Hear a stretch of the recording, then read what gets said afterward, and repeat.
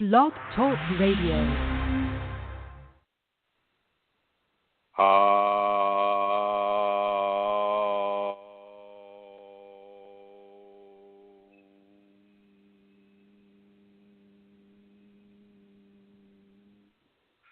Hello, everyone. This is Chrism, and I'd like to welcome you to this program about your Kundalini. Right now, I'm calling in from my cell phone because all of my computers seem to have crashed. Actually, it's the internet mods, I guess, that seems to have crashed. And I was able to get on with 5 seconds to spare. So I cannot see the chat room. I started the chat room, but I can't see it.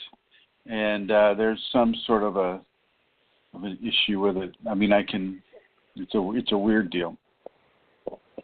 Anyway, I'm going to bring my co-host on. Santara, can you come on? Hi, Chrism. You evidently didn't get my Skype message, did you? No, I was probably in the studio already, so no, I did not. Okay, so, yeah, it says Chrism is not in the studio, so, yeah. So that's what's happening is my internet's a problem, and I'm on a cell phone that is also a problem. So if I get disconnected, I want you to take over, okay? I'll tap dance, but you'll return, yeah? Hopefully. No, I can't guarantee that I will return. Okay. Okay? Thank you. Okay, Chrism. Sure. Thank you. Okay. I'm not even sure if I'm being heard. So if the people in the chat room that I can now see somehow can type and let me know. Oh, sounded. Thank you, Michelle. Thank you. Very good. Okay. All right. Wow. Gosh, this is a flurry of activity at the last minute. I mean, rushing into the other room and setting the reset button and rushing back out and seeing if the internet's going to come on and trying Google, whatever it's called, and Firefox. Oh, my gosh. It just puts you into a high state of activity. So I want to thank everyone for joining me. As I mentioned earlier, this is a program about your Kundalini. And one of the things about your Kundalini is that when a person is given levels of extreme truth that surpasses science, that surpasses religion, that is, you can see touches of the truth sprinkled throughout the many different societies and religions, belief systems, and even, well, much less so in science. But you can see these snowflakes of truth coming through the many different societies and expressions. So, for instance, the Sanskriti civilization they had more than a sprinkling. They were accepting of it. I think to a certain degree, they were accepting of it. The rishis were allowed to exist. They were allowed to create their oral history, and the oral history, which eventually became Hinduism, still maintains many features of the Kundalini information and these supreme truths that I'm talking about today. And when you're given these truths, and when you're given a Kundalini ultimate truth, you feel it in your body. It's a physical sensation too, and you feel it emotionally. You feel it in your body. You definitely feel it in your mind. Your body may react in a certain way. It's a very, very strong level of grace that is transferred to a person when they are when they're allowed to experience such an extreme truth. And truth means, in this context, I think, it's the absolute clarity of why something is occurring, or the absolute clarity of a mystery, or of of a fact of nature, why something is happening, and that why is given into the individual's complete five-body system all at the same time. And so it's a very, very visceral experience, these truths. And as you nurture your Kundalini and you come into greater levels of Kundalini, these truths will come to you in a greater accumulation. And this, and if you communicate these truths in our society, certainly in our society, you may not be believed. And so this great level of invalidation occurs at the same time that a great level of total and complete validation occurs. Now, the truth that divinity is giving to you through your Kundalini, you'll know it's true regardless of whether people understand it or not. You'll know it's true, but it can be such a fracturing experience that other people aren't getting this. You see, it can be such a strong level of disconnect that you feel with with the society that you're in when you give ultimate truths that they're just not ready to have. And that's really how you're going to have to look at it, because you will know the truth, but nobody else is ready to have it. You are, you know it, but they don't want to know it. It's very similar to what Rosemary and perhaps Joey experienced when they're going around Minnesota and they're hanging up the flyers for the seminar and, talking to different organizations, talking to different people. And some of the organizations and some of the people just say, oh, well, we're just happy being as we are. Thank you very much for coming by. And they don't want to change. They don't want to expand their complacency beyond what they've already got going. If a person has a belief that it says, well, the sky is pink with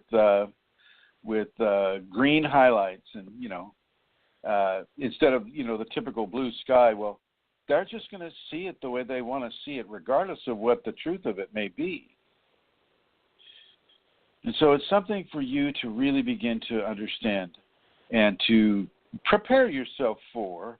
If you have the Kundalini, and I know I'm just looking in the chat room, and I see almost everybody there in the chat room has an expression of Kundalini going, and the people that are calling in right now also have Kundalini going. So at least in this current real-time audience right now, and I'm sure in the future audience, the people that visit the archives, they, a good percentage of them will also have the Kundalini.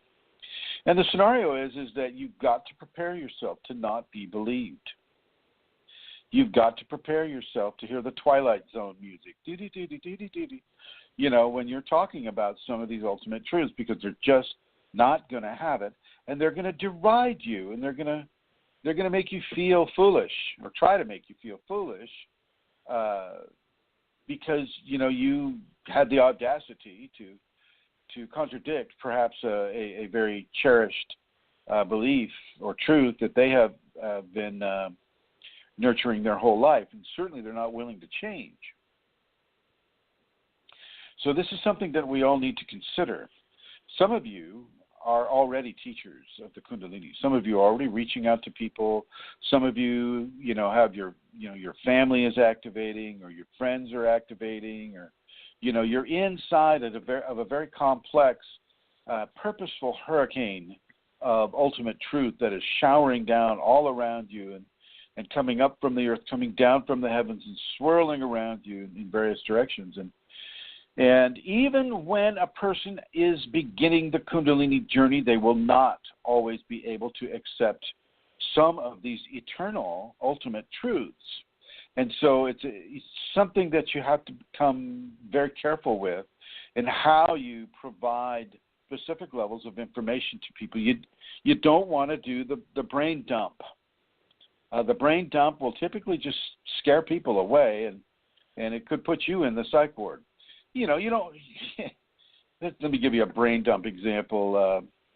You're coming up to your friend who's activating his Kundalini, but is afraid of it and isn't quite trusting of it yet, and you say, yeah, and all these entities can come and they can try to make you do bad things, and you can see them, and they'll talk to you, but nobody else will hear you, and you'll see them, but nobody else will see them, and hey, dude, it's all right, it's perfectly cool. That may not go well for your friendship. So you have to be very, very careful and considerate in the levels of information that a person dispenses. Now, last night, I kind of crossed that Rubicon with a couple of people who I thought were maybe a little further along than they actually were. And it was really an interesting reminder for me about how, even though a person has a certain level of information and they may have an activation going, they are in no sense ready for going further into the truths of Kundalini, and you get, they'll start accusing you of having a God complex or a Jesus complex or a Savior complex or any of these types of complexes that psychology has fabricated. And it typically won't go well. You might get your point across, and the point might even be helpful for the people that you're talking to, but you have to remember that in the early expressions of Kundalini activation, not awakening, but activation, they're not ready for some of the truth yet. They have to be conditioned by their own Kundalini in order to reach some of the truths. And then last night, I think I just gave a little too much information to two of them, and even though it was helpful for one, it was distressing to the other, and boom, because that's a public forum and it's out there. Now I can erase it, and I've been considering erasing it, just dumping the whole thread, because it deals with another topic that I want to bring up later on in the show, and I will. But right now, I just want you to really focus on the level of information that you're receiving and the level of information that your activation, your awakening event has given to you. You may be in the Kriya stage, and with every single jolt of that Kriya, a form of information is entering into your body. It won't be mental information or emotional information, but it might be. It may be mental and emotional at the same time. Okay? But streams of information are definitely entering in to a person every time they have a Kriya. And so that's just an example of how you can begin to understand how information's entering into you. But now you have to look at, what do I say to my family? What do I say to my friends? How do I tell them, well, these really aren't seizures, you see? And, of course, it's best if you just have your own private dwelling, and you can go ahead and have the seizures in private, have the Kriyas in private. Have the Kriyas in private. You don't have to really tell anyone, except, of course, if you go visit family and if they're starting to observe you sleeping, well, maybe you need to insist on a private room if that's possible, or go sleep in the car, which they won't let you do. But do try to work out a way where you can have your Kriyas at night and not be exposed to the fear and worry that those Kriyas might engender in another person. And this is a level of transmitting information. So because if you allow them to see you having your Kriyas, you're transmitting information. But the information that is being transmitted to them, who are not in an activated or awakened situation, it's just frightening to them, and they think that there's something medically wrong with you. And they'll have that, if it's family, they'll have that nice little chat with you in the morning. It's like, Dad, Is everything okay? So you need to understand that there are levels of information that people can have, and there are levels of information that people cannot have. And it doesn't matter. I mean, it does matter if a person is in an activated, Kundalini sequence or an awakened sequence, they can have more information than, say, a person who isn't in either one of those sequences. A mundane individual, the guy that owns the restaurant, or the waitress that's serving you food at that restaurant, she may not have any clue. She doesn't need to be told that there's an entity sitting on her shoulder telling her to kill herself. She doesn't need to know that, because she may not even be hearing it. Okay. And so it's very important for people who have the Kundalini to begin to use a level of discernment in the level of ultimate truthful information that they feel compelled to pass into the populations around them. And this includes your family. If you've got a family member, and I know some of you there have a family member that's activating, and Santara's got a family member that's activating, and she may be able to tell that family member that, there's a certain level of truth. She give him an ultimate truth, but because of the early stage of his activation, he's just not able to have it. And they'll come right up to you and say, no, that's not true at all. I don't believe that. And you'll say, oh, yeah, it really is true, honey. And it just isn't to them. They have not reached that point where they can have and hold the levels of truthful information that the Kundalini itself is given to you, but has not yet given to them. And, Kundalini is an extremely intimate, personal experience. And because of that intimacy and the personal quality of it, sometimes people just have to feel it for themselves without you telling them. Now, if people are going off on a tangent and say they're in their early activation and they're being surrounded with phenomena, and they're just kind of being bulldozed. And I know some of you out there have had that experience where the Kundalini, you're seeing all these dots and lights and faces and, the various things that people see, in the early activation. That can become so confusing and so disturbing that you're willing to listen to somebody who might have a little more information about it.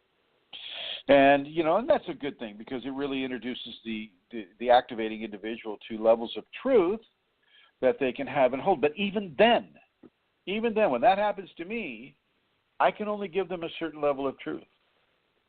They'll ask me what it is. Well, what are all those things that I see, behind my eyes? And how come when I close my eyes, I see a light all around me, but I'm in a dark room? I mean, what's going on with that? And, I have to tell them in a very gentle way, without going into certain levels of extreme truth, that it's natural, it's normal. The phosphenes in the pineal gland are being lit up by the Kundalini, and so therefore you'll see these things. And people in our society and the societies of the West are very comfortable with a scientific explanation, so if you can get it as close to a science-based phenomena explanation, it's more reasonable to them, and they don't need to know that, the Kundalini has a consciousness, and this and that. So it's very important for people to be given information in a gradient and a composition that allows them to really be able to flow with it. So the guy's, his pineal gland's being lit up by his Kundalini. Well, there are phosphenes. Phenes are light-emitting particles and light-emitting biological substances that can indeed, light you up behind your eyes. That's one of the features of the pineal gland, is it is able to produce, such light-bearing types of phenomena.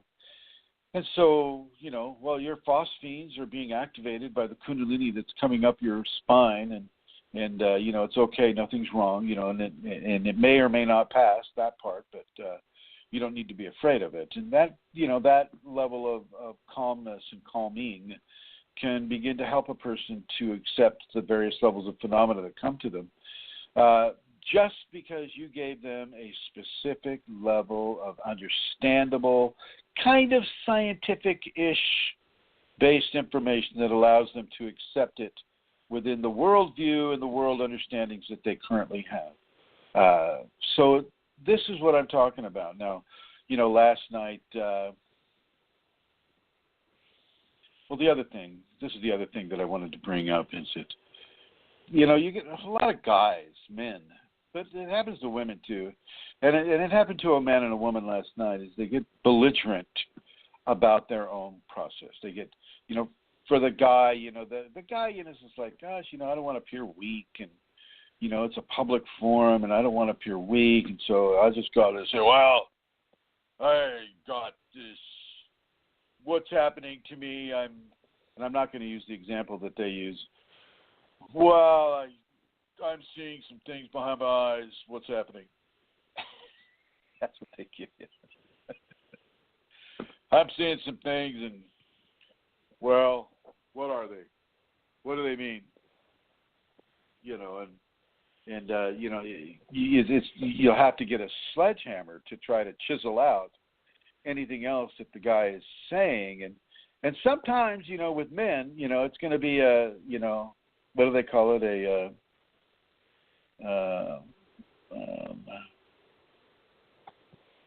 When they pull out their penises and compare the size of the penis, some sort of a penis competition. And and when I see that, like when I saw it last night, my Kundalini said, just go with it.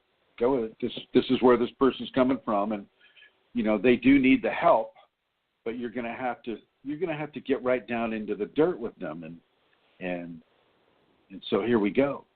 And so when you look at it from that perspective, and you look at, well, I got to get right down into the dirt, which is the sacred mother, dirt, earth, which is also at the same time the excrement of everything that has died and decomposed at the same time, which she uses and reuses as the basis of life on this world. So I got right down and dirty with this individual, and we argued, and we, cut each other down, and, dick slapped each other, and blah, blah, blah, and it was because I had been kind of given to do that. I went whole hog into it, at least whole hog enough I still had breaks that I put on into it. But, you get right down and dirty with people, and you don't back off. If the Kundalini is compelling you to do a certain thing, she's got a really, really good reason, whether or not you know what that reason is. And as I danced with this person in our societally derogatory fashion, as I was dancing with this person, dancing around and around and around, well, eventually more and more information began to leak out of this person. More and more information was given into the equation, and more information from him to me to kind of let me know kind of what, and so to use my false example here, it's just like, well, there's something behind my eyes. What is it? And eventually as we cut each other down and we did the male dance, penis competition thing, who can cut down the other person the best, who can be more competitive at verbal jousting. And, as we danced this dance, I was able to finally elicit from him, well, I've been trying to open my third eye. And it's like, whoa, you've been practicing opening your third eye. How have you been doing? Well, I went to this organization and I was doing a practice to open my third eye, and now I'm seeing these things in my head that I don't know what they are. What are they? And from there, we're able to start doing some work. And And from there, the attitude of the conversation began to shift. But to somebody else reading that from start to finish, they're going to see me go right down into the dirt in a penis competition, throwing rocks at each other, and they're not going to get it. And if you're in an activation sequence where you have an ideology of what an enlightened person is supposed to be, that's going to shoot the heck out of your expectation of what an enlightened person is supposed to be. You know, I like to use Jesus as an example every now and again because Jesus, you know, he showed a lot of the strengths of what the Kundalini can give. And when he walked into the building where all the bankers were, I forget what they call them. I'm sure Santara would know. You know, the where they were, you know, I don't know if they were gambling, but they were like, you know, they were doing wrong things with money. You can tell that my Bible is really not that great in this area. But he came in and he started throwing the tables around. He started physically messing up their deal, which is doing exactly what the Romans would have done.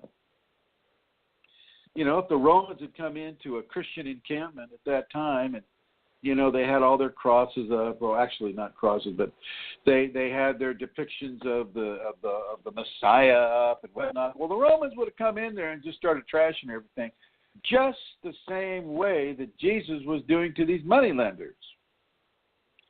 Gosh, I feel like I'm a televangelist or radio evangelist.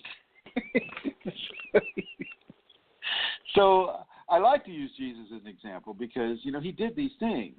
At least the stories of him indicate that he did such things. And it holds well for the Kundalini people, us, to realize that, you know, our enlightenment is not predicated on what kind of adverse behavior we demonstrate when we're trying to help somebody. And those people need to speak that language. If the language is saying, you stupid dickhead, or something like that, or what the hell do you know? You're nothing but an internet god, you know, blah blah blah. You know, the cussing and the how do you know that? You know, the attitude, the sword shaking, male testosterone oriented language of communication that men will sometimes elicit with one another. Unless, you know, like with you know, a good friend who is listening right now, you know, this friend of mine, and well, you know, he's got a tattoo going, you know, down one side of his arm or neck or something like that, shoulder, and, you know, he's an ex-military man, and, you know, he's big and he's muscular and he's strong, and, you know, he can talk that language very clearly, and he can be intimidating with it. Okay, so in other words, he's very fluent in the masculine approach to cut down language thing. Okay, and he could walk that talk very easily.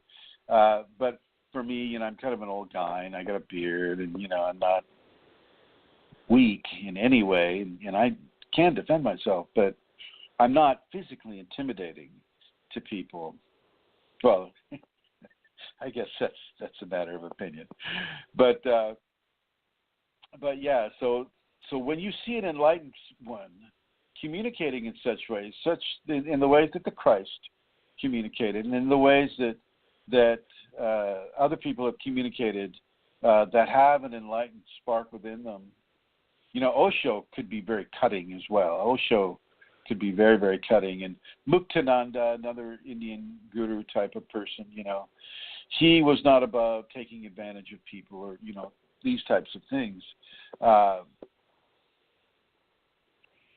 Anyway, so when you see an enlightened person do such things, it's good for you to really, first of all, release your expectations of what enlightened behavior is, because what the person may be compelled to do from the grace that's flowing through them may not jive with what you're, expectations of an enlightened behavior would be, but it is indeed enlightened behavior nonetheless.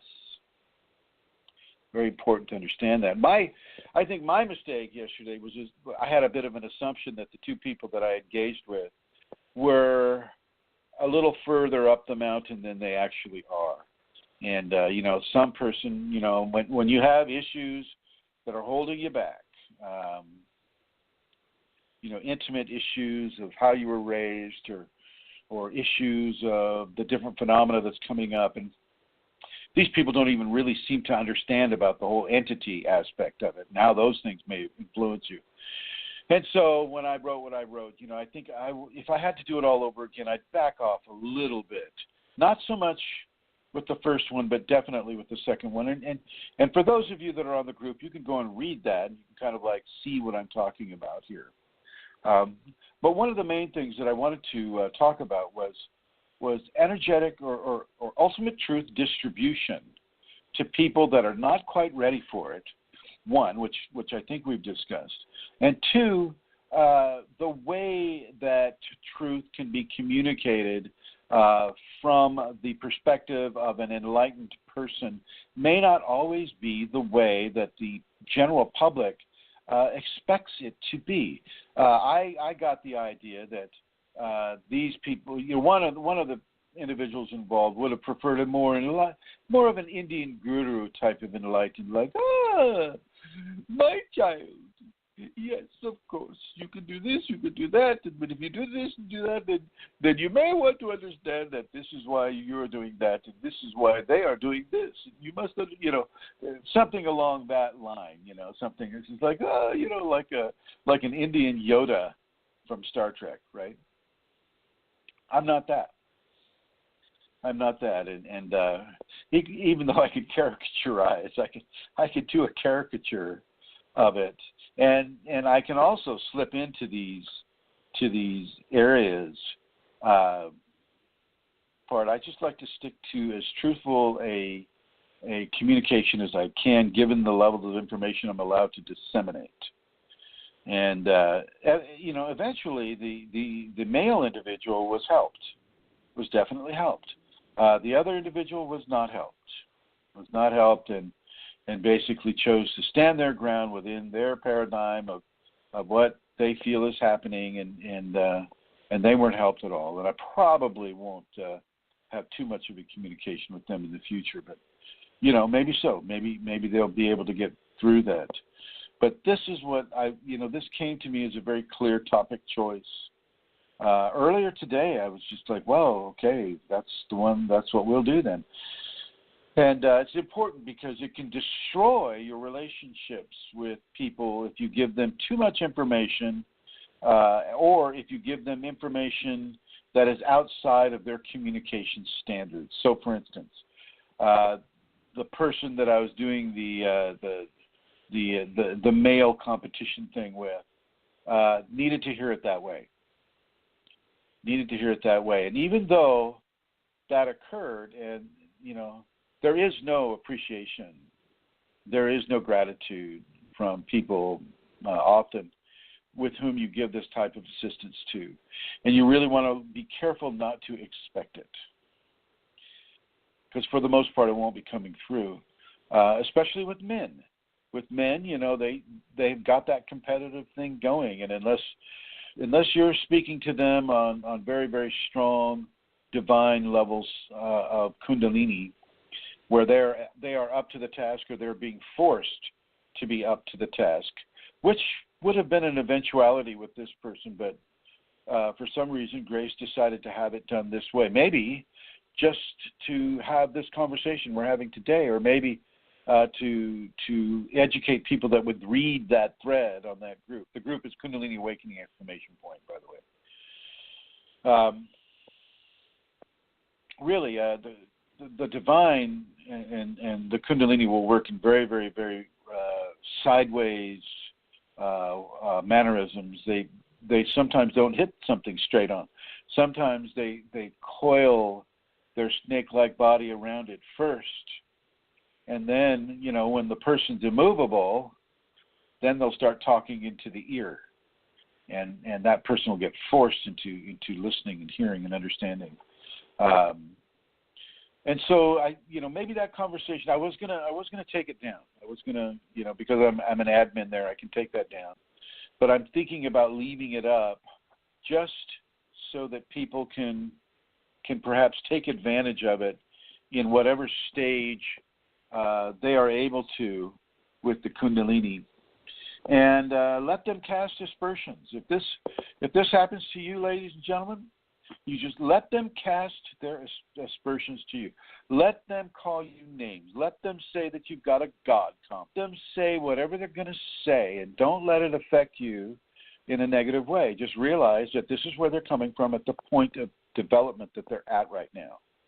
And if they're able to read these words later on in like 3 years, they'll see, what levels of egotistic insolence they're demonstrating towards an officer of grace, towards somebody who is trying to help them with levels of truth that that are challenging to them at the time. They'll be able to see that. They'll be able to go, oh my gosh, well there that was, and maybe they themselves will begin to learn a lesson through that experience and how that future self of them would be able to disseminate information in such ways. I'm not afraid to get down into the dirt. I'm not. And I don't think you should be either. I think when the Shakti Kundalini comes and says, okay, this is something that you're going to do, and this is how we're going to get the truth of this individual out into the open so that it can be healed for this person, regardless of their egocentric postulations of that they're saying that they're so strong, or that they're so they're really going out of their way to not look inept, to not look like they don't know what they don't know, and they're putting up a facade of knowledge and strength, and the defenses, their inner defenses are on high alert because they don't want to be seen as weak. And this is how the Kundalini will sometimes handle that.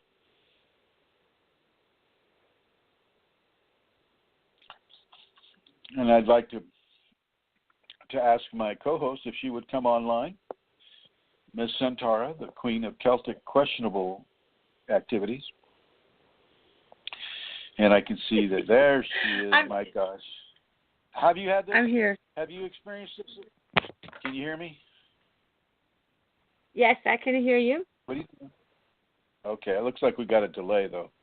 Okay, so have you experienced this type of thing yourself?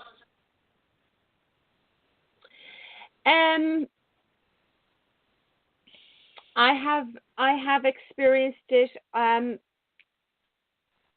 from the perspective, for sure, of being a student of yours, Chrism.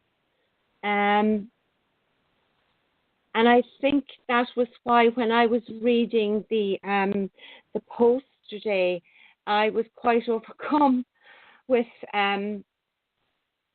emotion for what I was seeing, having experienced that, how that, to use your own term, to get down and dirty, how you can go there in order to assist a person and challenge them, and force them in a way to go down where they were starting to go down, but would have backed off. And so yes, I've experienced that. Have I experienced it from the other side? Yes, I have. Nothing that I can specifically talk about, though. Because it's too personal, right? Yeah. Yes, Chrism. Oh, okay, that's fine. That's fine. And we do have quite a large space between question and answer. So I think for us to pretend that we're having a fluid conversation, we'll need a bit of patience on both ends. Okay, Centaura? Yes, Chrism. So I will Wow, it's pause for a moment or two. right. It's about a 4-second delay, which is a long time. Okay.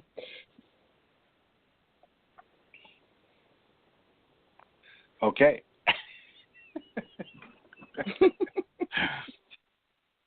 Now, if anybody would like to join this conversation, please feel free to call into this phone number. It's a United States area code 347-934-0026.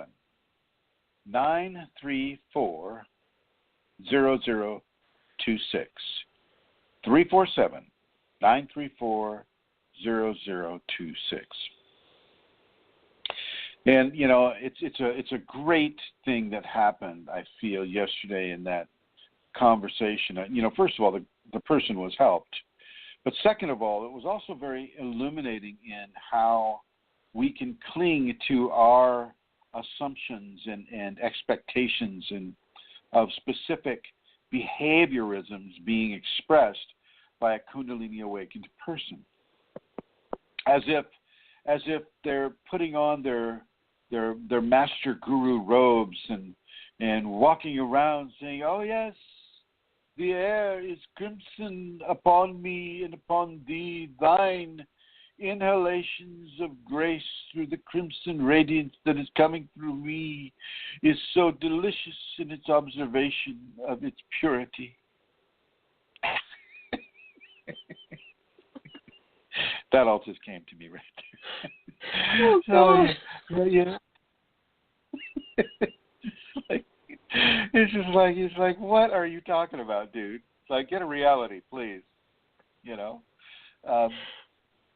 But I think people will have that expectation of certain things, and they may have it of you, my friends. The guests are here, Michelle and Tim and Matthew and Rosemary and Joey. I mean, and the other callers. This may happen to you. And as you go through your life and you're going deeper and deeper and deeper into your grace, and that you're literally shining with your grace, well, and you start talking about things of a Kundalini nature, well, they're gonna assign you they're gonna assign to you qualities of divinity and qualities of enlightenment. And I'm going to encourage you to be natural, as the Kundalini wants you to be, and not put on some sort of a facade of being, holier than thou, and I'm so great and I'm so nice that I can't get down into the dirt and dish it out the way a person needs to hear it. I would like you to have your ego flexible enough and in control enough that you can do that. That you can go to a level that isn't your normal level. And you can go to that level and you can do that great work with another individual who is at that level. It's important. It's important for the people that are, a lot of people live in the blue collar workforce. A lot of people are rough and tough, guys, it's just like truck drivers and people that are working in the mills or working on the oil rigs or farming or mining or they're rough and tough. It's like they don't take a lot of shit, and if they're big, they take even less shit. And yet, boom, these people will be, will have the Kundalini awaken with them, and they need to understand through their own language, what is going on. So if you look like my friend, and he's got the tattoo up and down one side of the body, and big, strong ex-military guy, he'll be able to speak their language, and they'll instantly give him a level of respect because of his size and the force of his energy. And they do that with me too, to a degree. And although I don't have the tattoos or the size, but I do have the energy.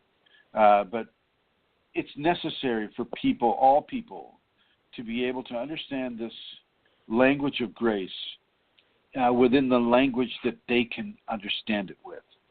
And if that means that you're going into these petty little competitions of insults or back and forth arguing, or just like this little dance of I'm a big strong guy. One says, well, I'm a big strong guy too, and well, we're both big strong guys. Well, okay, we're big strong guys, but we gotta prove it to each other.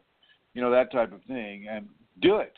Conversely, if you're a woman and you're trying to help a big strong guy, understand what's going on, and you would go into the feminine the feminine expressions, the soft, the gentle, the beautiful, the bright, the nurturing, the motherly, these types of things, and all women can really do this if they want, if they truly want to serve this individual or help this individual, they can go into the language of gender, and the language of gender can be very, very effective. And even what I was doing with people yesterday was also the language of gender, which is gender upon gender. Man upon man. It's like we're warriors, and this is how warriors, let their guard down a little bit to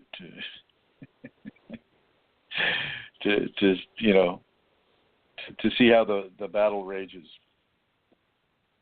So I don't know. Anybody understanding this? Do you understand this, Centauro? 1001, 1002. Yes. There we go. 4 seconds. Do understand it, and I suppose when people hear or they read what you're saying, like yesterday or last night, they view it, I think, of course they do, from where they're at, and so the language and all of that, it seems that you've kind of lost it, in inverted commas, that you're in that place of, because that's what's coming across. But in actual fact, you have such a focus on what you are doing. You're not actually raging or angry as such. It has a purpose, what you're doing. It's triggering, and it's a different thing. It's not equal, in its presentation. It is and it isn't. Does that make sense? 1001, 1002, 1003. Yes, it does. It does make sense. The other person who described it were, they were so aghast at what had occurred that they could only see that I had I forget the word, but that I was chest beating, which I think is true to some degree. The chest beating was there between the two men, and that was part of the language that was needing to be used. But the other part of it, was that I had fallen from grace, or that I had in some way negated the idea of an enlightened being that they had been harboring, perhaps, about me in these ways. Mm-hmm. And this is where I could see that this person themselves was only at a very, very, very shallow level of activation, yet still needed to get over some familial issues and things of that nature, which they had not and have not yet been able to face.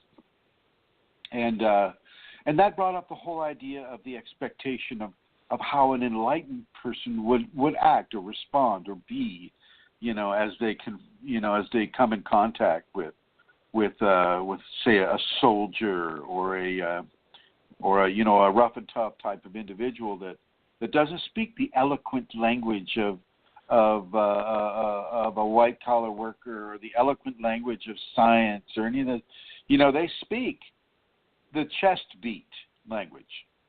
The chest beating language is the language that they speak, and that is the language that they can learn from. And it doesn't mean they can't learn the other languages. It's just that at the time That's where they're coming from, and so that's where they need to be helped from, and I think people need to understand this. It's not something that I've covered before. I've done it. I've done it plenty of times with different people in the different levels of chest beat language that they've needed to have, and it typically doesn't go well. It depends on how attached to their egotistics that they are with it. But this person was able to kind of overcome that and to just kind of like spill out a little bit more of the truth of what had happened to them, and from there, we were able to secure a level of assistance and a level of understanding, and maybe not a level of friendship, but certain a level of communication. And that was good. That was a good thing. The other person, it just kind of destroyed their idea, their expectation. And this is one of the reasons why the Kundalini teaches us not to have such strong levels of expectation over anything, really. Look at it as a child, constant levels of surprise, constant levels of wow, that's so cool, or wow, what did that happened this way or that way, without having behavioral expectations upon a person that you may be learning from at the time. It's important for people to understand that.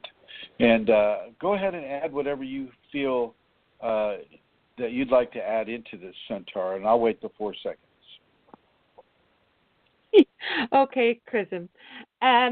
I suppose, again, what I felt in my heart as I was reading that was the motivation of grace.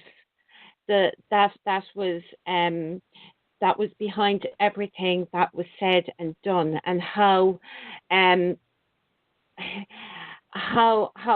I know this sounds corny or weird, but that was very beautiful to me yesterday. I could feel that grace was behind it and was motivating it, and that it had a real focus of helping the other person in a way that I suppose would not be seen as typical, as a way that could assist a person.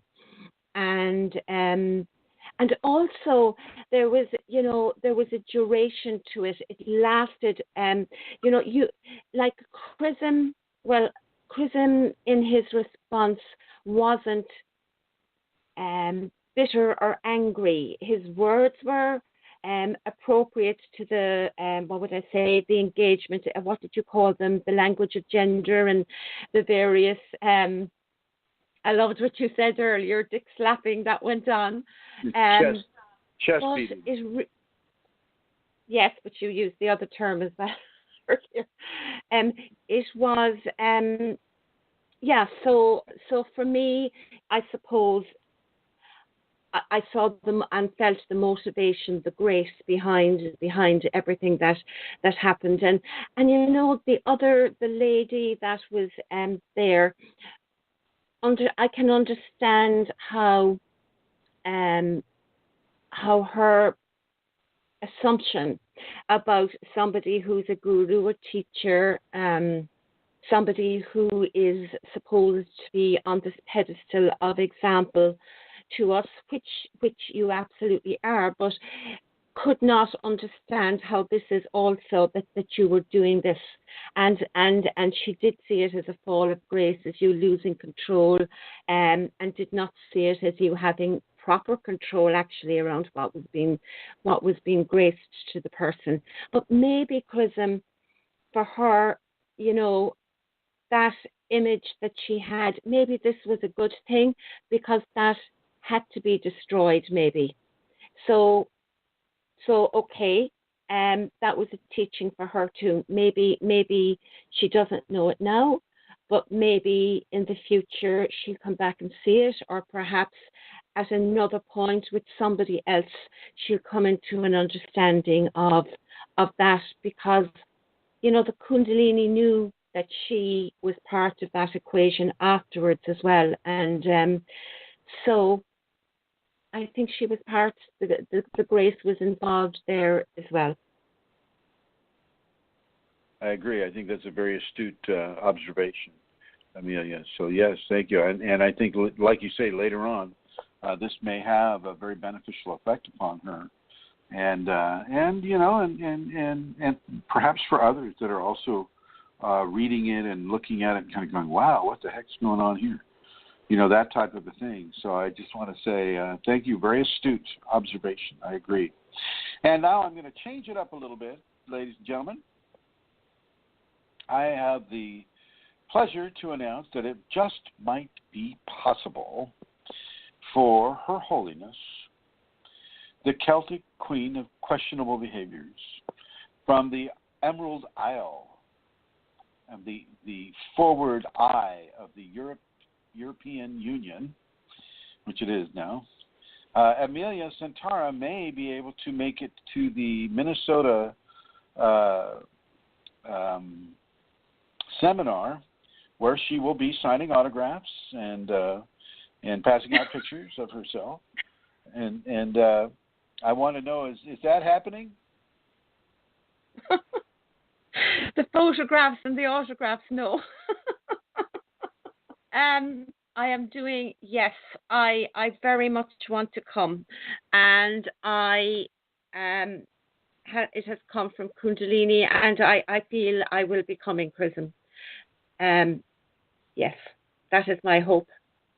I'm very excited at the idea and the thought of the journey to Minnesota. I haven't been there before, and to be with you and Rosemary and Joey and Katie and Michelle, and I think Matthew and a few other people that I happen to know are going. So yeah, I hope so. Please, Kundalini, yes. Well, make sure you bring clothing that is like, that you would wear to the beach, because even though they say it's cold in Minnesota, oh my gosh, it should be, Minnesota should be considered another Hawaiian island, in my opinion. It's not that cold. So, bathing suits and flip-flops. Now Matt should be able to understand. Okay. Matt lives like right on the beach, so bathing suits and flip-flops. Okay, all right. Which means, at this point in our little journey today, I am going to bring Rosemary on, and hi, Rosemary. Hi there, Chrism. Greetings from Minnesota. Hey, so are you? Yes, the Hawaiian island of Minnesota, right? Sure. It's quite lovely. It's 60 degrees. Yes, it is, indeed. 60 degrees. Yeah. Hey, are you going to allow Amelia to come to the seminar? Absolutely. Isn't that exciting? Yeah. I'm really happy about that. That will be wonderful for all of us. Yeah, and I'm going to announce it on all the groups, too. And she will be signing autographs, too, so I think that's kind of nice. Yes. And we will be together. Yes, in October 28th and 29th, and it is the Saturday and Sunday, and we'll be at the American Hotel in Mankato. A lot of interest in this in Mankato, and we have a block of rooms there. The hotel phone number is 507-345-0811. And my information is rosemarygg@usinternet.com or 651-329-9615. And excited to talk with people. We have some registrations and we have phone calls. There is, my colleagues will be interested to know there's a message on my phone from someone who heard the radio part that we had on cable TV So this is. You mean the commercial ad? Mm-hmm. Mm-hmm. Oh my, okay. So. Well, that's good. Yes, I haven't talked with her. I was out. That was on the phone, and I will call her back. She said she'd call, so I'll wait. The last time you and Joey saw Amelia was at about 10,000 feet in Peru, wasn't it? Yes. Yes, indeed. So we have a lot of good memories, a lot of good experiences with Amelia. Yeah. And, so I think it's very exciting. And Antara come out here. I'd love to have her bring her husband or her children, too, if she can do it. But, great. And thank you. Thank you. Can you give the information about the seminar once again, Rosemary? Yes. It is October 28th and 29th in Mankato, Minnesota, American Inn Hotel and Conference Center. Block of rooms there, 507-345-8011. I'm at rosemarygUSinternet.com, 651-329-9615. Waiting for if they're flying into if they're flying into Minneapolis or St. Paul, stop Rosemary. We have a there's a little bit of a gap between us, so you just gotta maybe count to 3 before you come in again. So if they're flying into Minneapolis St. Paul Airport, they need to call you so that we can arrange to take them about the hour drive or the hour and a half drive down to Mankato. Is that correct? That's correct. We will arrange that. Let me know that beforehand. We have particularly someone like Joey available to do that, and we'll set things up. And I'm 10 minutes from the airport, so even if we have to wait for a few people till they're here, I have this beautiful octagon loghouse in the woods. You're happy to come and join me in the woods here. And we're close to the airport, so all things easy to take care of. Thank you, Rosemary. Thank you very much, and thank you to Katie and to Joey for the beautiful gift of their services. Yes. Okay, now evidently I'm being told. Thank you, Rosemary. I'm being told that Indra is calling in, and she has a question. And so here we go to Indra. Hello, Indra. Hello. Hello. Hello, Indra. Q Indra. Indra has a question. Maybe not. Maybe both Indra and Manisha are sleeping. I don't know.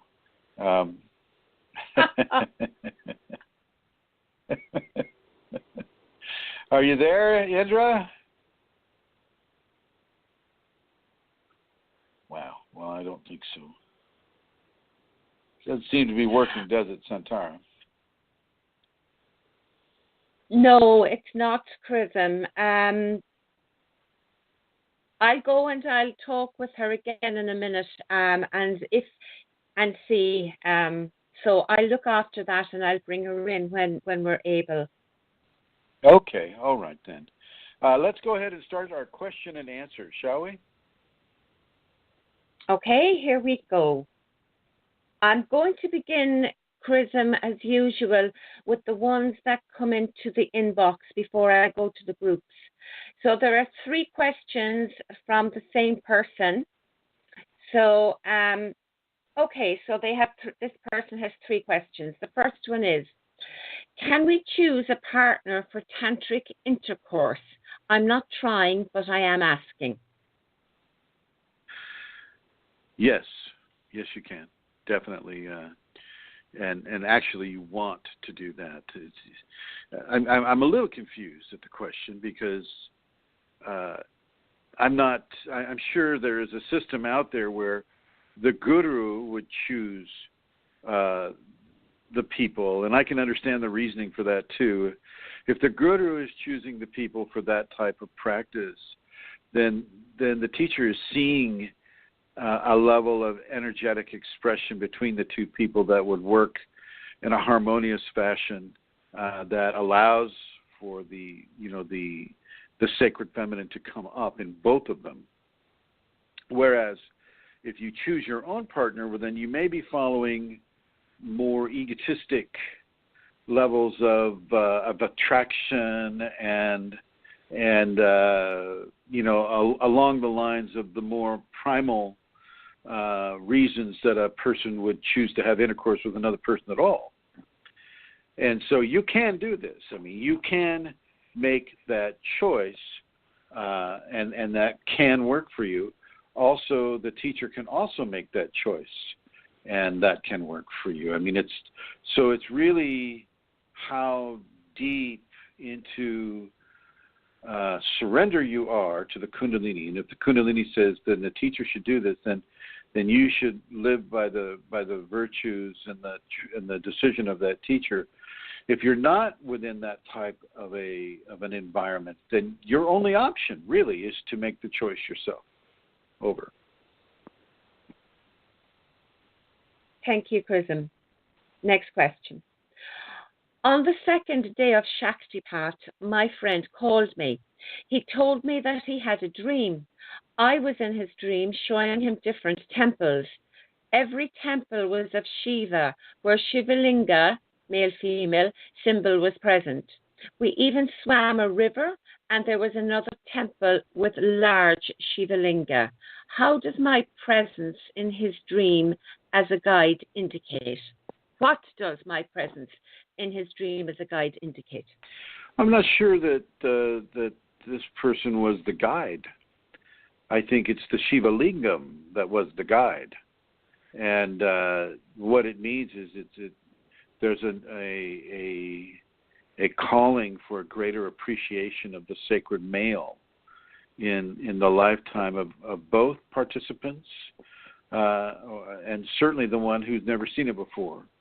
And so a greater level of appreciation of sacred masculine in both dream participants. Over. Thank you, Chrism. The third question. Had a dream on the fourth day of Shaktipat that I was teaching Yoga Sutras in a big hall to a large number of people. What does it mean? Well, that's fairly self-explanatory that you're there teaching Yoga Sutras. Yoga Sutras have a very high quality of energetic lift to them, and basically it's a dream. And this was on the fourth day, Amelia? Thank you. Okay, so on the fourth day, which was the Anahata Shaktipat, which is coming from the heart, so the person is teaching about the Yoga Sutras to a group of people from a love-based expression of grace and happiness and union. And we must remember that everything comes back to the heart. Even the activation and the awakening of Kundalini starts at the heart, like a big check mark. The intuition or the information is given from the heart to the vertebra and the tailbone, and then depending on that level of communication from the heart to the tailbone will determine whether that activation is going to take place. And so that person was giving teachings of Yoga Sutras to people in large temples, and there may have been a past life experience of doing that. But they also, this would also at the same time apply to a current lifetime scenario where you might want to look in to the Yoga Sutras.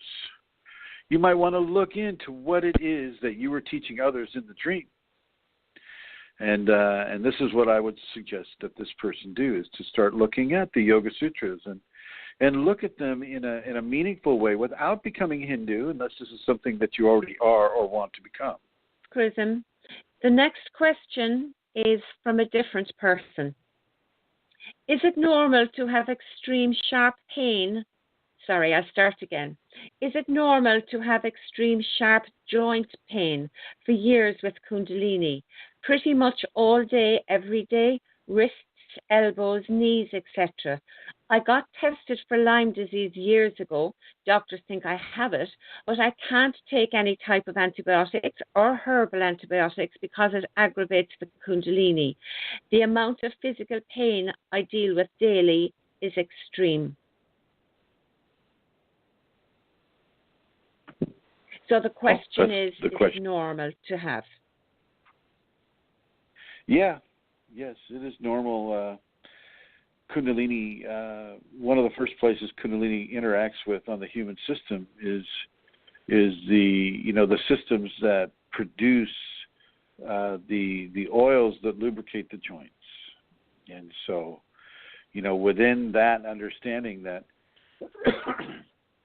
that the endocrine system is going to be affected, and it's the endocrine system that produces the synovial fluid that lubricates the joints in the hips, the knees, the ankles, the toes, the fingers, the shoulders, even the vertebra of the spinal column, the neck, the jaw, all of it, and the elbows, the wrists, everything. And if your endocrine system needs to be healed, or if you're doing things that are not conducive to endocrine balance or endocrine health, then you're going to affect the levels of synovial fluid that is being produced, and therefore you will affect the level of joint pain that you will have.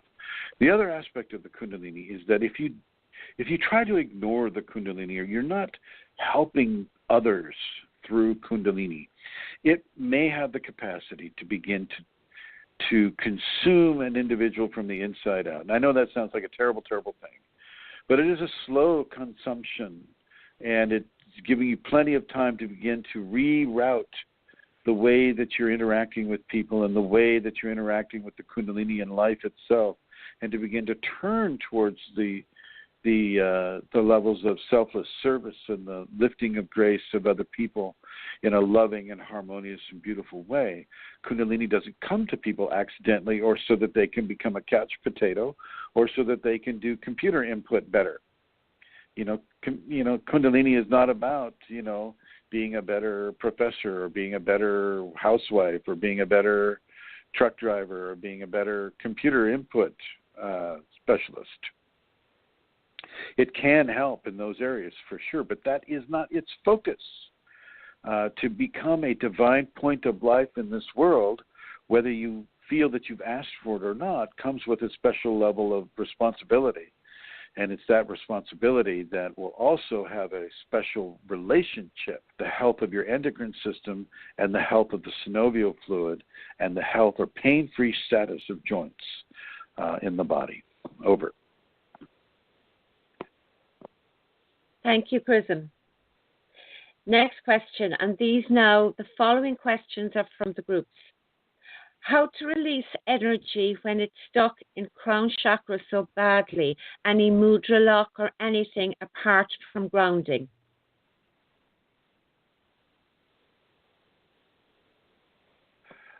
I forgot what I wrote to her. What did I write to her? You asked her to stop all and any practices, meditation and prayer, to do nothing. Yeah. That's right. Well, also at the same time, and even before I asked her that, I asked her if she was drinking black tea. And because that's the first thing that Kundalini sent to me. It's, they're involved in caffeine. They're drinking black tea in the early aspects of their activation. And so, of course, they're going to have painful and deleterious experiences happening to them. And so she did come on later on and say, oh, yeah, I'm drinking black tea and milk. Should I stop? And, of course, she, like a lot of people, they just forget about that little thing that they're doing every morning or a few times every morning where they're having their cup of coffee or they're having their black tea, which actually has more caffeine than coffee. And this is what she was doing, and this is one of the major reasons why she was having the pain in the crown chakra that she was having. She was neglecting to follow the safeties, and she didn't want to ground.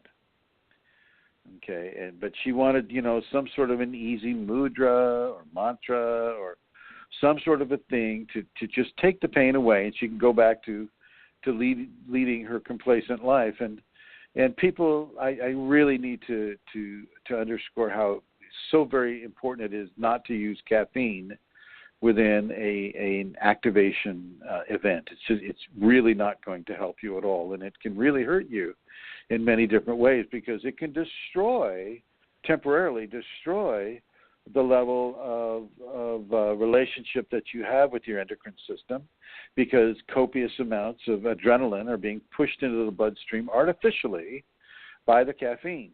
And this can also have an effect on your joints as well. But it also will have an effect on the entire circulatory system, because as the adrenaline comes into the bloodstream and it affects the level of heart coming, and it affects the level of blood pressure that are happening, and it really begins to artificially dilate a lot of the blood vessels and some of these very delicate areas that are being changed by the Kundalini. And so, boom, you get a huge headache, and deservedly so. Deservedly so.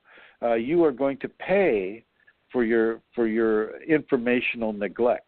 By that I mean you're going to pay for not looking at what it is you need to look at, or read what it is you need to read, because it affects the enjoyment factor that you have when you drink your black tea with milk in the morning. Over.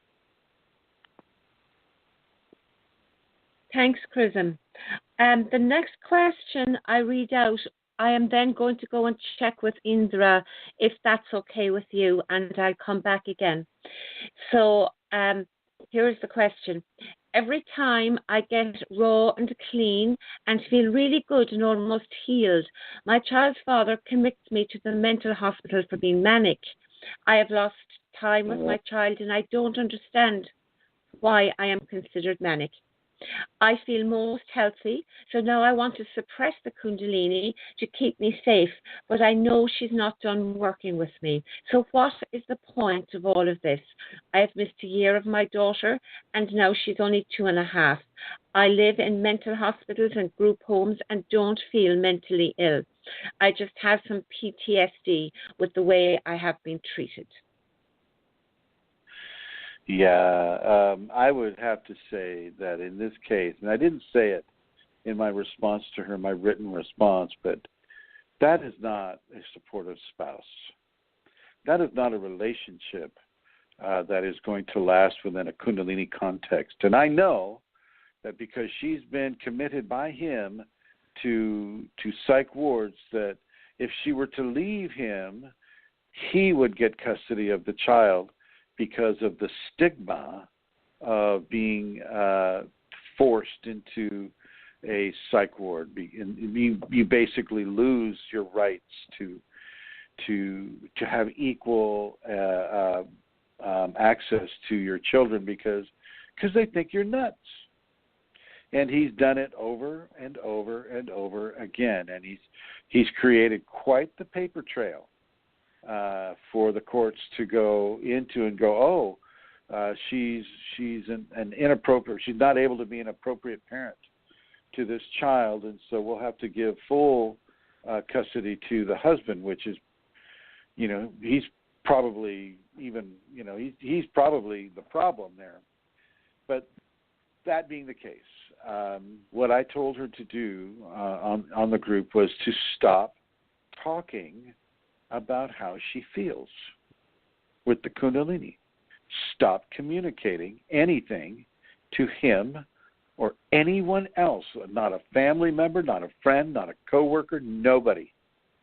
Nobody is to know what is happening to her with her Kundalini, and she is to continue to act and react in the normal, quote-unquote, normal fashion. And, over time, the normalcy of her response can diminish the effect of the paper trail that the husband has left for her. Now, unless he is preparing to leave her for whatever reason, and he just wants to make sure that he has full custody of the child, well, that's one thing. Then he's just setting this up. But if he is truly, concerned of her mental status, she just needs to stop communicating about her Kundalini. She needs to let it do what it needs to do without communicating to anyone close to her. Not a therapist, certainly not a therapist, certainly not an MD, certainly not her husband. He is not trustworthy with this information. He is not her friend with this information. I can't imagine having somebody, marrying somebody and then committing them to a psych ward. That is just so wrong on so many levels. Now, within a Kundalini context anyway. And I know that he may be listening to an MD, maybe listening to his own therapist. It's like, oh, well, she's just not being rational the way we want everybody to be rational, and so she needs to go in the psych ward. Here we go. And, of course, she's being pumped full of drugs there, and she's being basically assaulted there for having Kundalini, one of the most natural and most beautiful things that can happen to a person. And so she really needs to stop communicating anything about what she's feeling. She's to be a good mother and, as best she can be, a good wife to someone who is really not there for her at all. And she may have to fake it in that regard in order to keep contact with her child. And it's so unfortunate that it's really it's the child that's being used as the control device over her. Her love of her baby, she wants to be with that child no matter what, and she'll have to just really, really keep quiet and not give any kind of information to husband, therapist, MD, friend, family, stranger, nobody. And she should do her best to take away any possibility that he could get a hold of her passwords or email address so that he could check on her Facebook and trace her down that way. Because once again, people will use that as a bargaining chip or as a control chip. Well, I see you're on Facebook and you're on this Kundalini group, and that alone is enough to have me recommit you and, remove another year of contact with your child. And so it's a real painful, ugly, hurtful situation that she's in. And I think that the best recourse for her is to just stop communicating anything about how she feels, which is, a terrible thing to have to do inside of a marriage. Over. Oh, thank you, Chrism. That is sad. Okay. Indra did not answer, so I disconnected her. I put her off, and I see she's back. So will we give it a try and see if she's there now? So I'm putting her on now. All right, putting her on now. You're hungry or you're not hungry?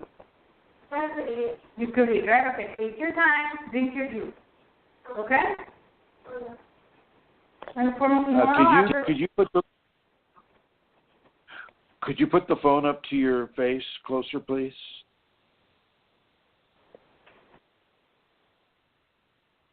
Yeah, okay, all right. Indra? Did you do that? Oh, here we go.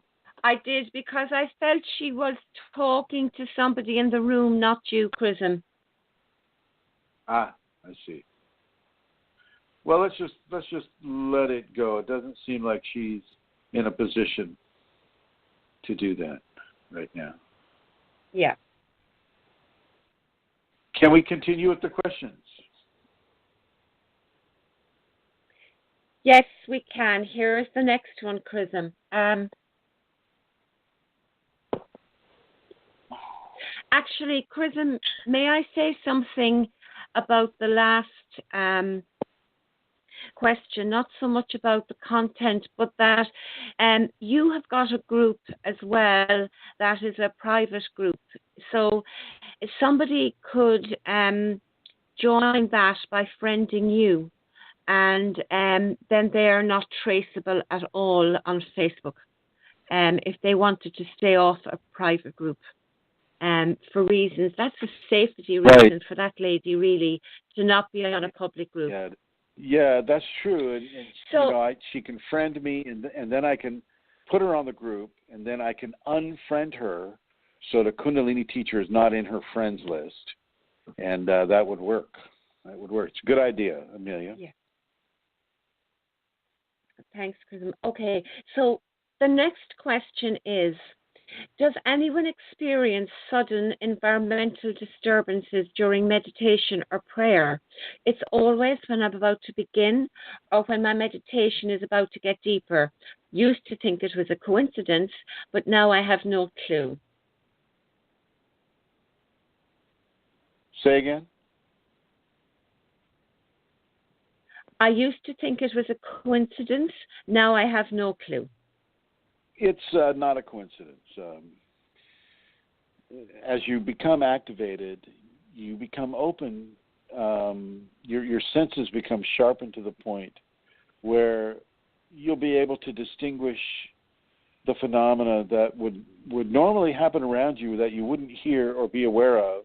But now that you're starting to come into Kundalini well, you're starting to be able to see beyond the veil that separates us from spiritual phenomena.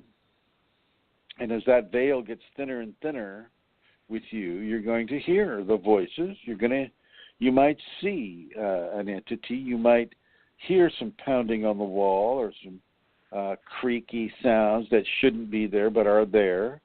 Footsteps that aren't there to anybody else except you. You may see the floating lights. You may start having the phenomena of Kundalini, and don't be surprised. Don't be surprised, and don't be frightened either. At first, I know you will be frightened, but you don't need to be. You don't need to be. You can just let it go. It's just an artifact of your spiritual development where you at the time that it's happening. Over. Question. I just listened to your radio show, Master Chrism, where you encouraged us to astral project. But the honest truth is I've tried more times than breaths I've taken since my awakening. I just can't seem to leave my body. Do you have any techniques to share? Well, yes, I think the Robert Monroe's hemisync or hemispheric synchronization is very, very good for this. But you also want to remember that if you have the Kundalini, she may not allow you to leave the body. It goes either two ways. It goes, you're either allowed to do it or you're not. Sometimes, before your activation, you'll be able to leave the body, go to all these different places and interact with all these different consciousness. And then once the activation happens, boom, you're not allowed to leave at all because there's work for you to do in the body rather than out of the body. Now, you can induce lucid dreaming various ways, sometimes just through sleep deprivation.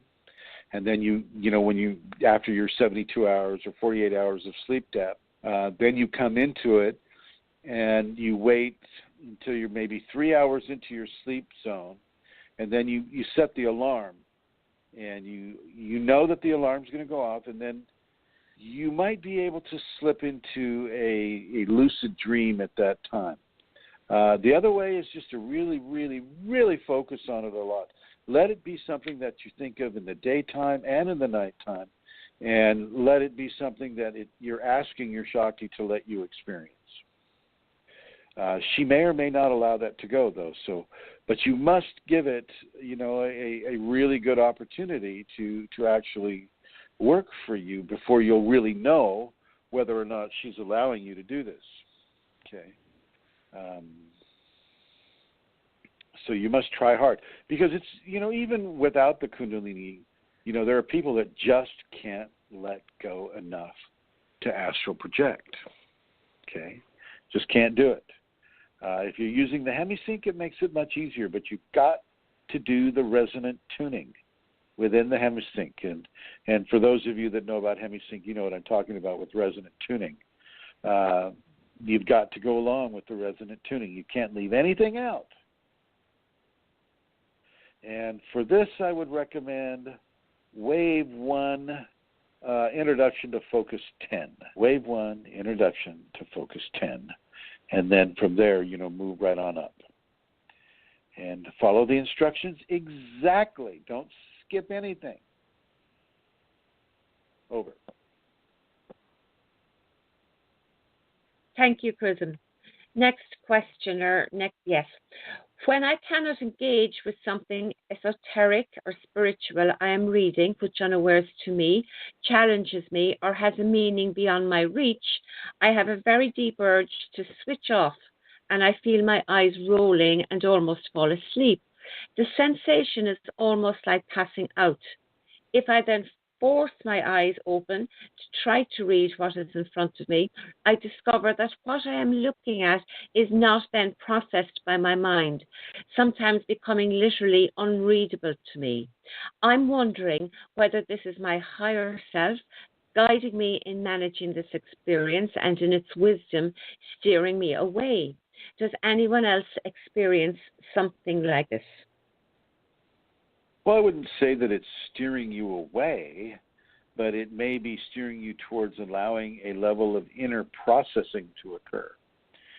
So processing would be the key word here. As you're reading that and you start to feel the symptoms coming on, and you just allow it to come on. You allow those symptoms to come on, and you allow yourself to be put into an automatic form of processing the information. Processing it, and then you can let that lie for a little bit, and then you can come back and read it again and see if your discernment or understanding of the information has been improved. And if it has been improved, well, then you know what's occurring, and you know to allow yourself to process that information. Okay, and it's some people I noticed they'll say, well, maybe you're not supposed to have that information. And I don't think that's true. I think you can have it, but she wants you to have it in a way that you can understand it. And so she gives you a time for processing. It's not to take your attention off of the information. And it's not to deny you the information, but it's to allow you to come into a greater level of understanding of the information through an act of enforced processing. Over.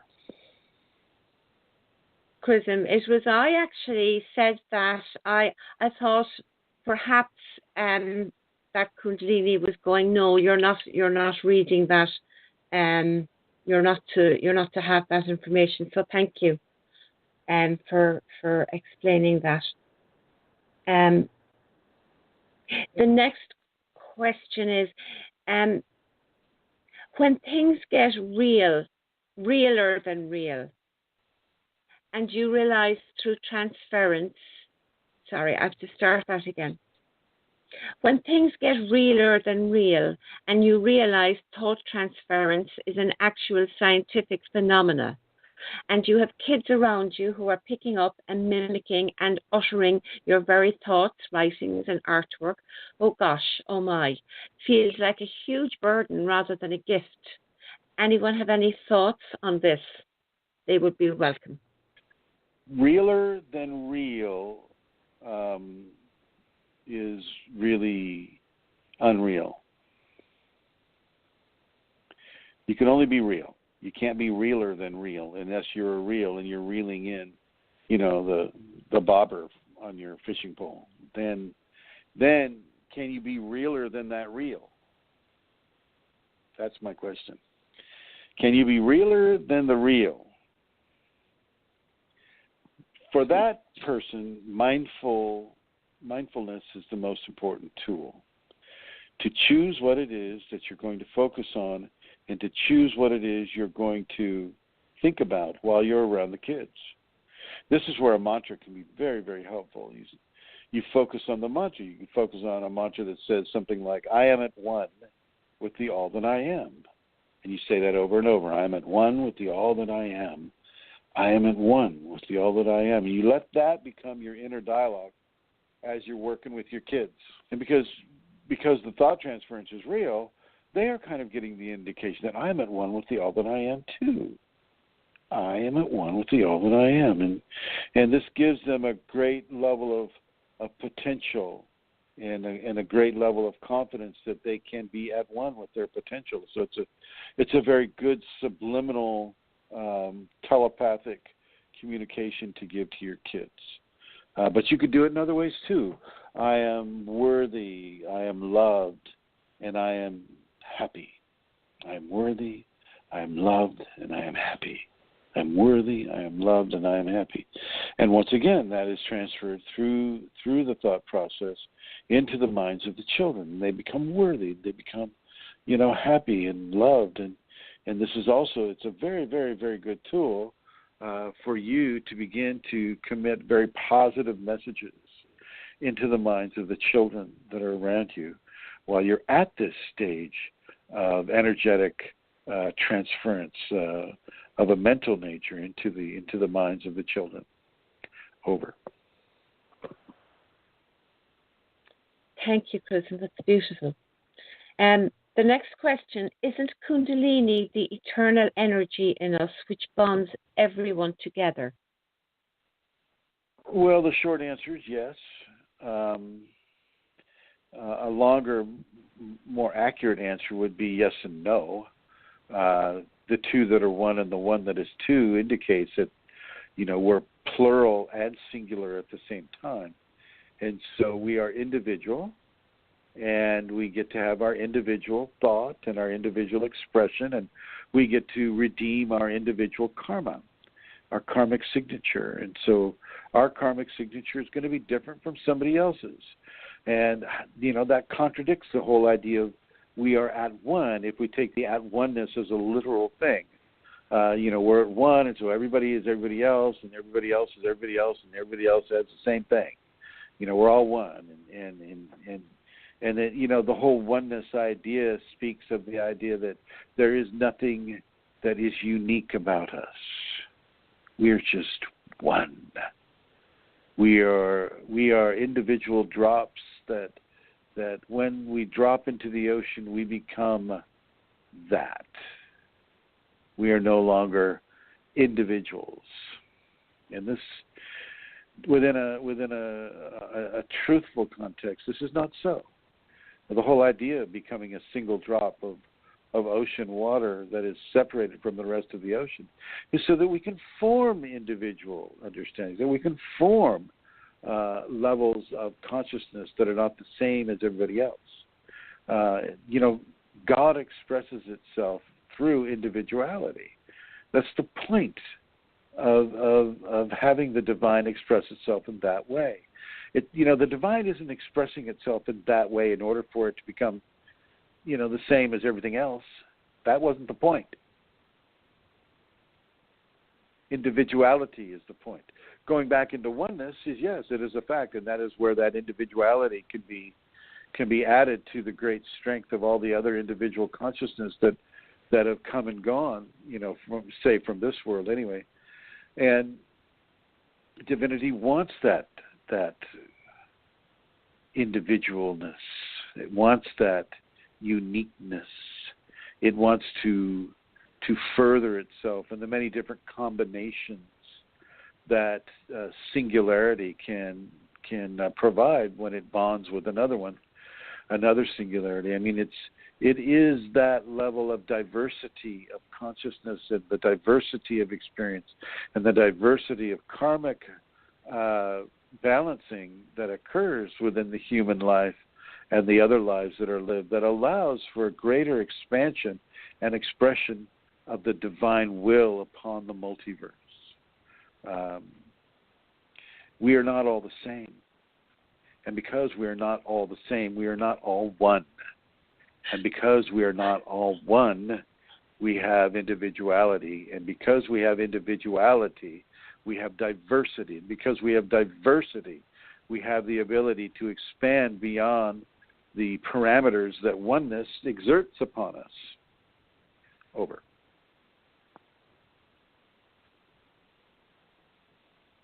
Thank you, Chrism.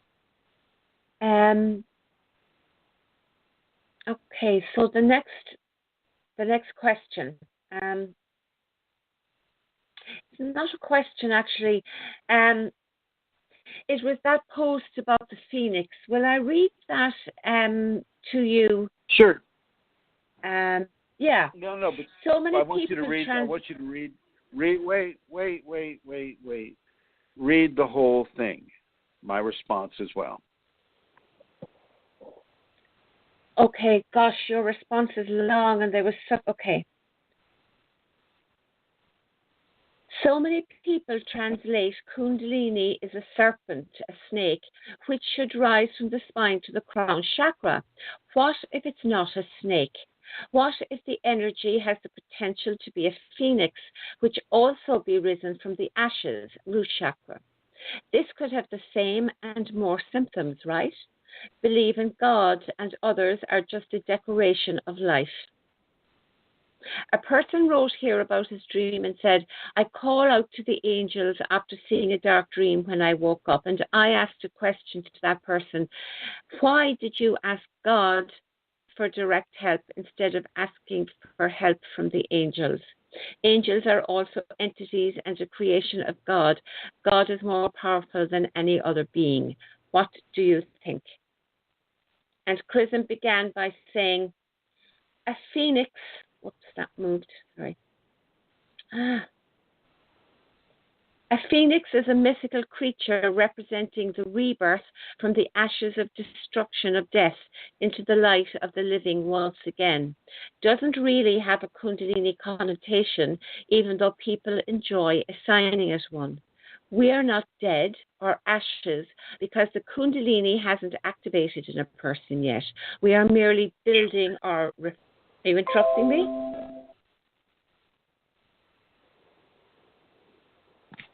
Say again? Okay. Continuing. I thought you were interrupting me. Will I continue? Yes. Okay. So, Chrism continued and said, the serpent or spider or praying mantis or tiger or wolf or black dog or cat or lion, hummingbird and eagle, among others, are representing what the Kundalini itself is showing or demonstrating within the thousands she has activated within. They are not made up illusory creatures that the human imagination is creating. These are actual visions and communications from the actual divine itself. I have been working with people within the many variances of Kundalini for almost 30 years. Having a phoenix show up, though not impossible, is very improbable.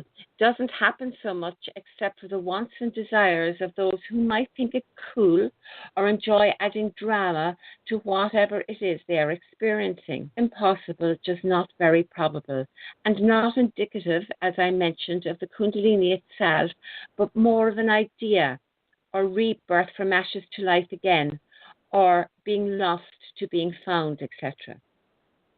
Then, quote, phoenix in classical mythology is a unique bird that lived for 5 or 6 centuries in the Arabian desert, after this time burning itself in a funeral pyre and raising from the ashes with renewed youth to live through another cycle. But hey, if you want to call the Kundalini a phoenix, well, you go right ahead and do as you wish. You can call it a grapefruit too. It's up to you. As far as your God question, Kundalini is God. So talking or going to the Kundalini is the same thing as going to God. In my humble experience, this is the truth.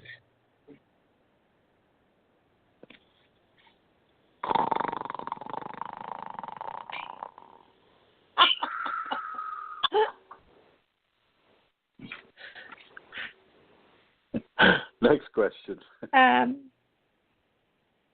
Yeah, the next question is probably just going to be a yes answer, but the question was, because that's what you did in the group, but does menstruation ground? Yes.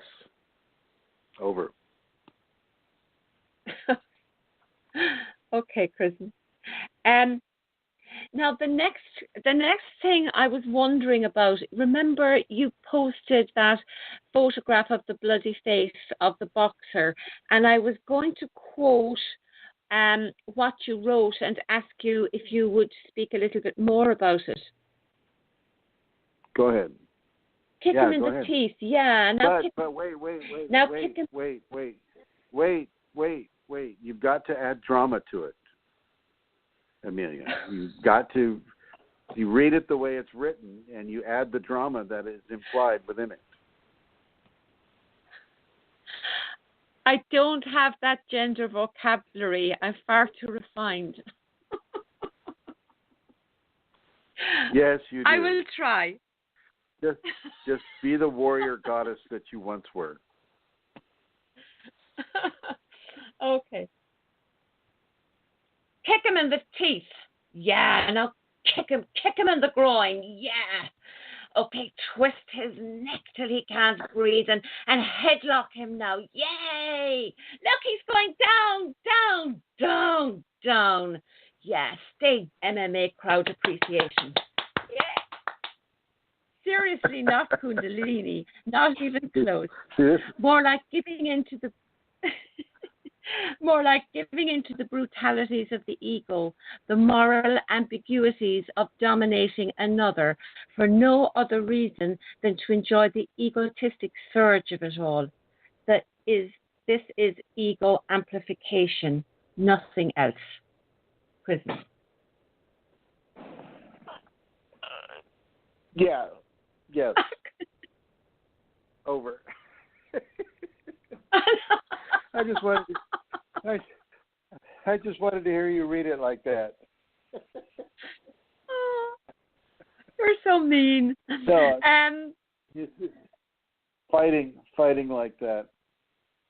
Talking about mixed martial arts fighting and the audience that's getting into it. I mean, I was really making a comment about a person that was in an activation phase and exploring mixed martial arts as an outlet for Kundalini, and I, as a physical outlet for it, it's a martial art, and so that can go well, but as an entertainment venue, it has some fairly strong qualities of attracting extremely negative, violent entities into a person's energetic spectrum. And, these are the people that they just love the violence of it, the drama of some guy potentially being killed or girl for that matter, and the level of bloodlust that is being driven in the especially in the audience. The audience members are just really, really tying into such strong levels of negative, hurtful, entity-driven expressions of bloodlust and hurt and the giving of pain and this type of a thing. And that within a Kundalini context is not healthy. It is not healthy at all. And you can practice a martial art like Aikido or Taekwondo, even though Taekwondo can be very violent as well, extremely violent. But if you're looking at it as a way of keeping the body focused and the body in shape and the body healthy, that's fine. That's fine. If you're looking at it into expanding some of the acidic skill sets that a body might have, then I would suggest some of the Taoist temples, some of like the not Taekwondo, but some of the ancient Chinese practices of Kung Fu, and blending with the environment and learning how to have telepathy to be able to anticipate and things of that nature. I think those types of martial arts practices can be very beneficial within a Kundalini context. One of the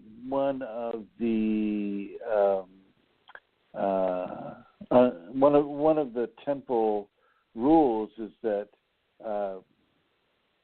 in Kung Fu is that we will not try to harm any man, but nor will we allow any man to harm us. And that's very Kundalini. That's very, very Kundalini. And it's look at the rattlesnake. The rattlesnake does not chase you down to bite you. But if you chase it down, it will bite you, or at least try to. And so it's a very similar type of scenario. Watch where you're going and don't step on me. If you do step on me, you're gonna pay for it. And so that's the some of the Taoist temples of Kung Fu. I think that level of martial art is very good. The Aikido, the Japanese martial arts system that was developed in the late 1800s, is all about flow and balance, and I think that is the very best martial art to engage in from a Kundalini standpoint, because you're learning about the flow of energy. You're learning about how to co-opt flows. Like if a person is taking a swing at you, well, the first thing you learn is how to not allow it to land where it's intentionally trying to land, and then you're learning how to redirect the force. And I took an Aikido class at Orange Coast Community College down in Southern California about 1,000 years ago, and I literally watched a 110-pound young lady throw a 6'2", close to 200-pound individual across the room just by redirecting the flow of energy. And I like that within a Kundalini context, because first of all, you're not killing them, number one, and number two, you're learning about the flow dynamics, and I think that's very positive. So those two, the Temple Kung Fu, very similar to what that television show, I think it was called Kung Fu. I think it's one of I forget it.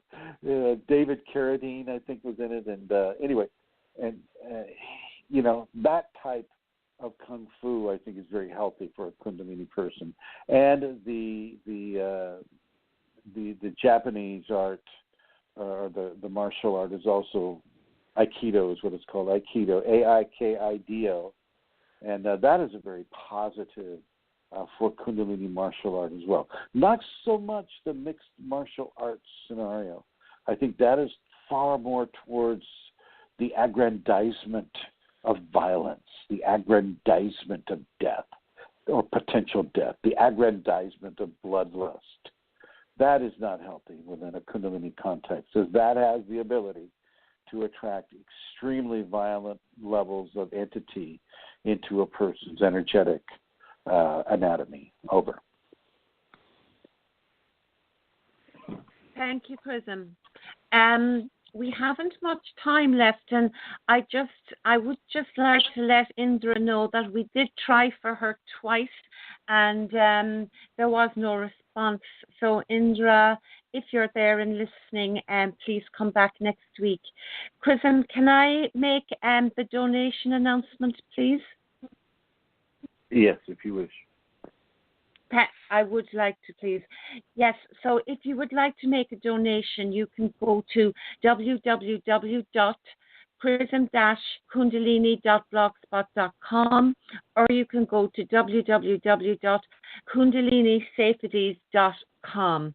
And you can also send a contribution, a donation, by post to Chris Mitchell, P.O. Box 263, Santa Rosa, CA 95404.